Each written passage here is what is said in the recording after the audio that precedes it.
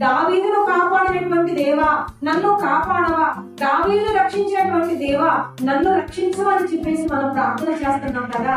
మరి అటువంటి మనము, అలా ప్రార్థన చేసేటువంటి మనము, అలా దేవుడిని అడిగేటువంటి మనము, మరి దానియేలు గారు తన శరీరాన్ని, తన జీవితాన్ని, తన యవ్వన ప్రాయాన్ని ఏ విషయంలో కూడా, తాగేటువంటి విషయంలో కానివ్వండి, తినేటువంటి విషయంలో కానివ్వండి, ఎటువంటి విషయంలో కూడా అపవిత్రుడు కాకుండా తనను తాను పవిత్రపరుచుకున్నాడు. కాబట్టి దానియేలు గారి ప్రార్థన దేవుని సన్నిధికి చేరింది. ప్రియమైనటువంటి దేవుని వార్త, ఈ లోకంలో జీవించేటువంటి మన జీవితం ఎలా ఉన్నది?